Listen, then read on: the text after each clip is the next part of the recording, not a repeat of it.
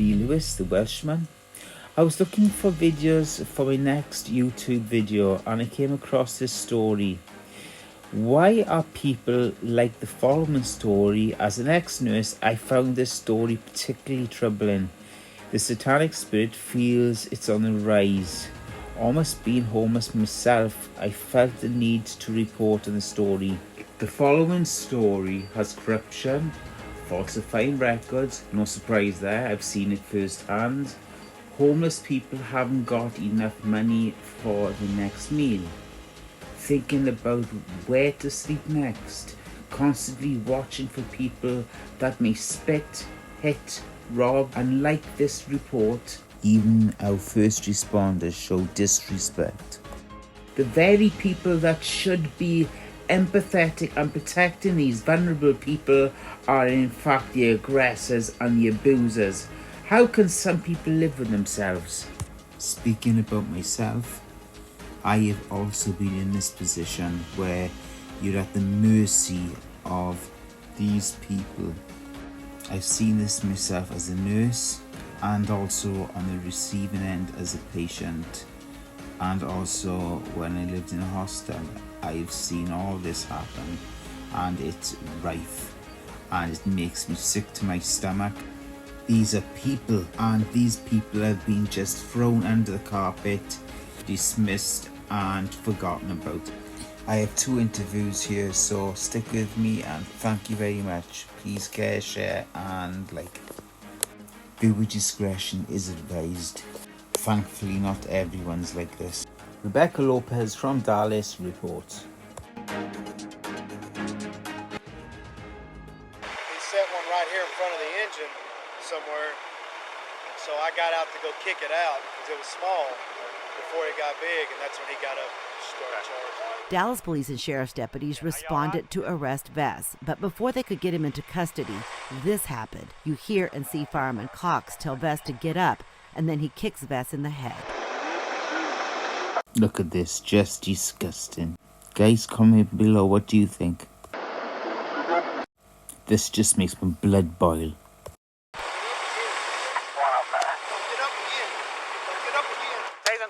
Officers tased Vess and eventually arrested him. George Milner now represents him. Mr. Cox basically bludgeoned my client, sent him to Parkland Hospital, was kicking him with a firefighter's boot. According to police documents of the incident, Vess had a black eye to his right eye, bloody nose, multiple fractures to his face, and a swollen right ankle. What Milner says is also troubling. Cox is a trained MMA fighter. The fireman very clearly says, "Come on, get up again, as to challenge him to a fight. Dallas police investigated the incident and cleared Cox of any criminal wrongdoing.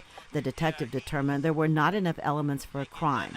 It's not the first time Cox has been investigated while with DFR. In 2016, he and another firefighter were investigated for an incident involving another homeless man named Herschel Fletcher. DPD called paramedics to the scene. You got DFR coming, this guy got a head injury. But according to court documents, when the paramedics arrived, they assumed he was drunk and began harassing and openly laughing at him as Fletcher sat on the sidewalk in pain.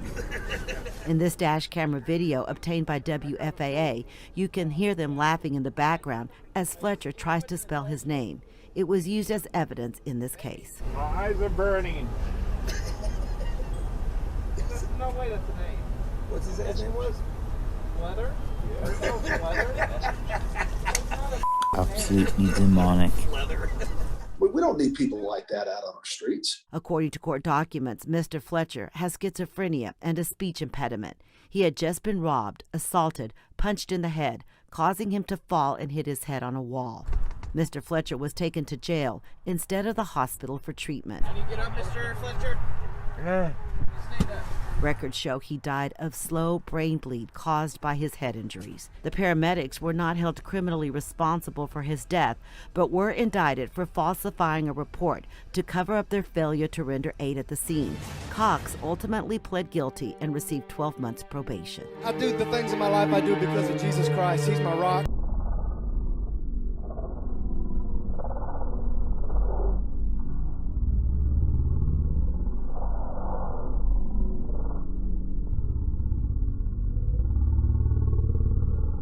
said, Jesus Christ, he's my rock. He falsified a fire department record stating that the police had the man in custody and that he couldn't transport him to the hospital.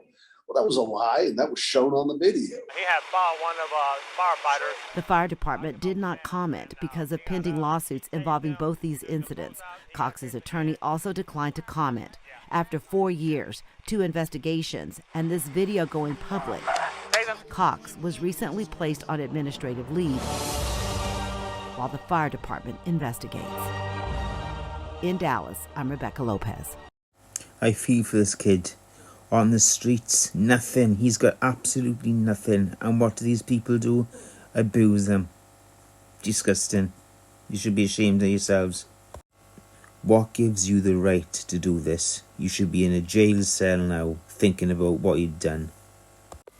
This interview was done by Tyler Mann. Check out his YouTube channel. He interviews this homeless man that sadly he speaks some hard, honest truth. His observations on society makes you sit and ponder how lucky we are. In prison was the hard part, and I spent over 12 years in prison. In 18 years I did 12 total. And it wasn't the hard part, wasn't going to prison, it was getting out and trying to be part of society again.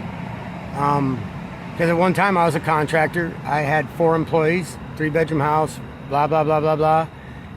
And I had to lose it all to realize it was just stuff, but still. Then when you're done with your time, and I discharged my sentence in February 11th of 2011, I got my parole papers signed off. I became a citizen again. I can actually vote. I can actually go in and vote for the president. But I can't get a job here or here or here. I can't have any apartments because they won't accept felons. And I even went through an agency that took felons, and they'll give a pedophile an apartment before they will me because I had a drug charge. I wasn't even dealing drugs, I had possession. But anybody that has possession of drugs, they're worried about them selling drugs in their apartments, so they won't give them one. But this place would give a pedophile, somebody who raped a little baby or something, and give them an apartment, but they wouldn't let me have one because of my felony, because I had a drug felony. And it's just the hard part was just becoming part of society again. It's like they didn't want me. They didn't want me to be part of their society anymore. So I just decided, I'm going to sleep in a tent. I'm going to do what I love for a living, which is playing music. And if I just make a little bit of money, I'd rather do what I love with a passion and make a little money than go back to contracting and try to make a lot of money and be part of a society that doesn't even want me no more. You know? That's the way I feel. Feel that? Why did... I meet a lot of good people, but I believe there's a lot of good people out there, but for the most part, most people, all they care about is themselves. You could be standing there on the corner bleeding and people just drive by you. And they wouldn't want no part of it. They wouldn't want no part of the drama. Then there'd be 1 in 10 that might stop and help. You know? I walked up to a woman once to ask her what time it was. I was pushing a cart. Me and my wife were pushing our cart. We had all our stuff in a grocery cart. I was pushing. I needed to know what time it was, so I went up to ask this woman what time it was. She's like, "Oh, get away from me. I don't have any money. Leave me alone." I'm like, "I don't want any money." She's like, "Just get away from me. Go." I'm like, and I'm thinking, what could have this woman been through that she's so terrified of a stranger that she... What if my wife was pregnant, her water just broke, and I needed help? I mean, who knows? What if I was having chest pain and I needed her to call 911? She didn't care. It was just, get away from me. Go. I don't got no money. She thought all I wanted was her money. I just want to know what time it was. And it hurt, man. It's like, damn. People... It does hurt. You know, it's like, damn. It's humanity. So many people, what have they been through that makes them so terrified of relationships and people that they just don't want nothing to do with nobody? It's sad. It's I really wasn't sad. scared of you when I saw you. Well, but you're 1 in a million, you know? I mean, you're actually sitting down and talking to me, you know? Most people don't give a damn. But it's all right. You know, when it comes down to it, I came in this world by myself, and when I die, I'm going to be the only one in that coffin. And so really all I guess that matters is me, I guess. I don't know. I think people matter, but the more I'm starting to see, less and less. You matter, bro. I feel that way about you too, man. You matter. I mean, you care. You It's matter. sad to see that most people don't. It's just sad because there's so much beautiful things in life. There's so many beautiful things in life. Relationships are beautiful. Nobody wants relationships. Check this out. I've got over 240 some friends on Facebook. Most of them I knew from high school. I mean, I knew a lot of people. I got around, all right? 240 some people I know on Facebook. Most of them I thought were good friends from high school. Christmas Day, I Facebooked them all and I'm like, hey, it's Christmas. I haven't talked to some of y'all in over 20 years. Here's my number. Call me. Let's have a conversation. Nobody. And I posted that thing over and over Christmas Day. Nobody. And I'm talking people that asked me to be their friend. Oh, so-and-so wants you to be their friend. Well, I know this person from high school. Sure, I'll be their friend. What does that mean? What does that mean? It means people don't want relationships no more. They're so into their internet and so into their Facebook. They got their this is their idol.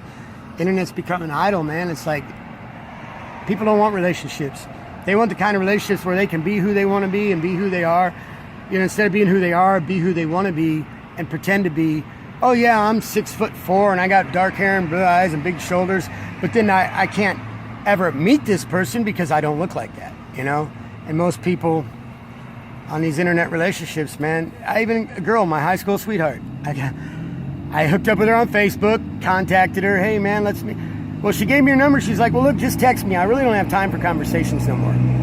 She'd rather go text back and forth for 2 hours, texting back and forth, instead of having a 10-minute conversation that could have summed it all up. People don't want conversations. They don't want nothing no more. I don't know what they want. But this world sucks, man. The way that people see it. Really. Totally agreed. You know, so. I mean, but I'm just trying to make the world a more better place, man, a more beautiful place. And if music and art can do it and somebody appreciates it, that's all that matters. If I can make a difference in one person's life, that's all that matters. There was once said there is nothing like an amputated spirit. There is no prosthetic for that. This is Lee Lewis the Welshman. Please care, share and subscribe. Take care.